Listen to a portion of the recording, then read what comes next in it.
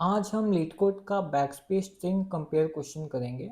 इस क्वेश्चन में हमें दो स्ट्रिंग दिए होंगे एस एंड टी, और हमें स्ट्रिंग में एक स्पेशल कैरेक्टर है हैश। जहाँ जहाँ हैश इनकाउंटर होता है उस स्ट्रिंग में उसका पिछला एलिमेंट या पिछला कैरेक्टर हमें हटाना है उस स्ट्रिंग से, और फिर लास्ट में दोनों स्ट्रिंग को कंपेयर करना है, बताना है कि दोनों स्ट्रिंग इक्वल हैं क्या। मतलब हमें अगर एस में ए बी हैश और सी दिया है और टी में ए डी हैश और सी दिया है, तो हम अगर हैश और बी को हटाते हैं यहाँ पे और हैश और सी डी को हटाते हैं यहाँ पे, जो ऑपरेशन का रूल है, तो हमारे पास एस बच जाएगा ए सी एंड टी बच जाएगा ए सी, जो बराबर है। तो हमें ट्रू रिटर्न करना है।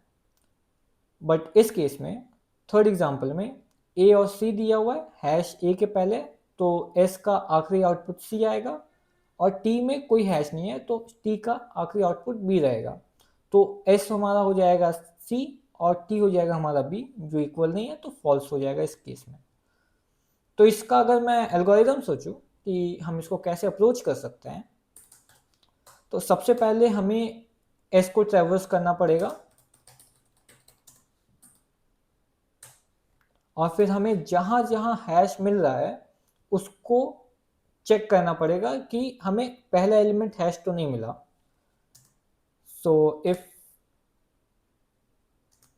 फर्स्ट इज हैश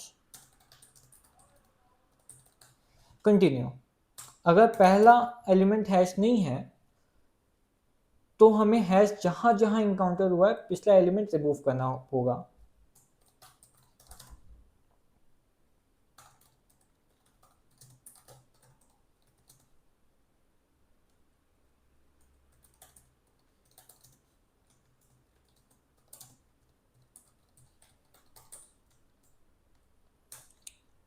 फिर हम लूप से बाहर आ जाएंगे और सेम हम रिपीट करेंगे स्टेप 1, 2 और 3 टी के साथ।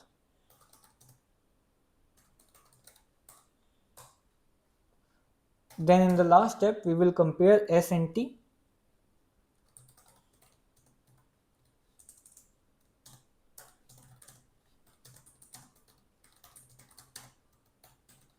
and return the result.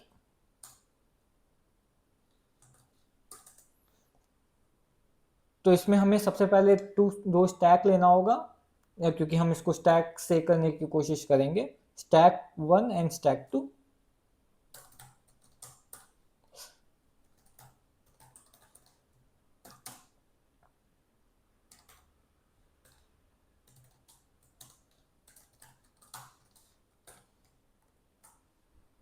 Stack 1 and stack 2। अब हम फॉर लूप लेंगे एक, जहां पे हम एस के लेंथ तक ट्रेवर्स करेंगे।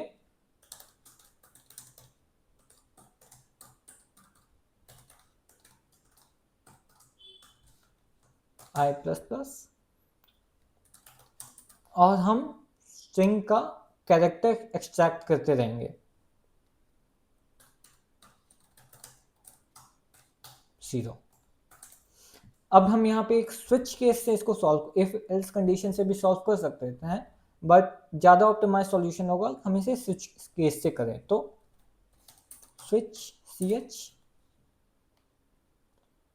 cs if we encounters hash,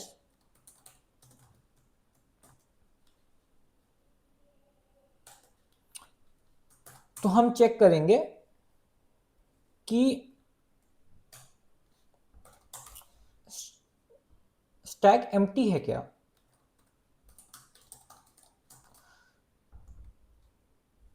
अगर है तो हम ब्रेक कर देंगे, बाहर आ जाएंगे, नहीं तो हम S1 को पॉप कर देंगे।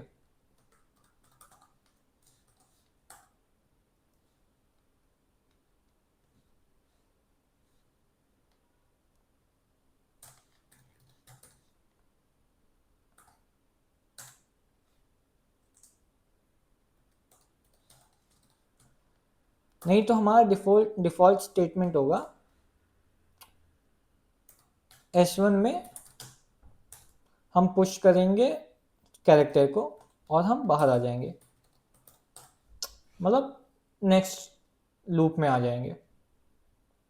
इसको अगर हम फॉर्मेट करते हैं, ओके,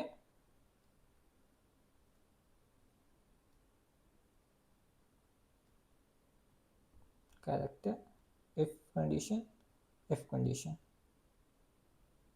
ओके। तो सेम लूप को अगर हम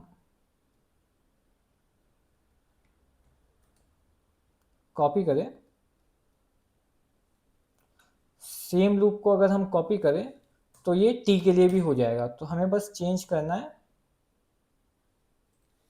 यहाँ t, यहाँ पे t और यहाँ पे S2 and S2 and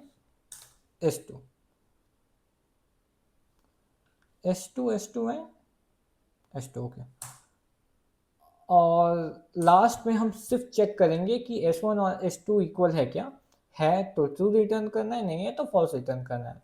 so return S1 dot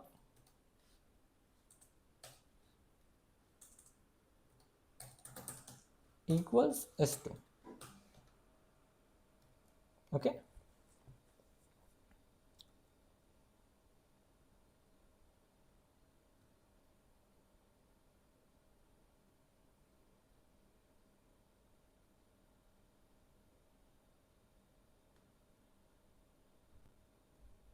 sharp 2 pop करना है, शार्प 2, ओके। तो प्रॉब्लम क्या आ रही होगी इसमें कि हमने कैरेक्टर लिया, फिर चेक किया, कैरेक्टर लिया, कैरेट आई, कैरेट आई,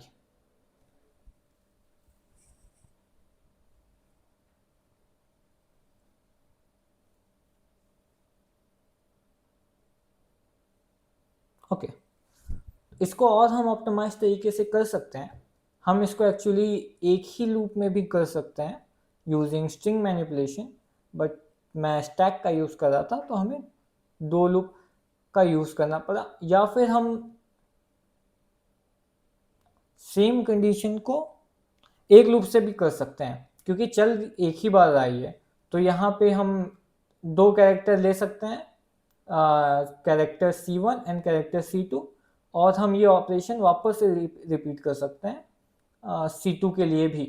तो हमें 2 बार लूप चलाने की जगह एक ही बार लूप चला के हो सकता है ये O ऑफ n 2n की जगह, which is actually equivalent to O of n only, but और ऑप्टिमाइज के लिए हम सिंपली एक लूप से भी कर सकते हैं।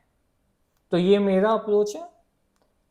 मैं अब शायद स्टैक के बहुत सारे और मेरे क्वेश्चंस बाकी हैं, क्यूज़ के स्टैक के पूरे हो गए हैं, क्यूज़ के क्वेश्चंस बाकी हैं, बट वो शायद मैं एक ही वीडियो में निकालूं, सबके लिए अलग अलग वीडियो में ना निकालूं।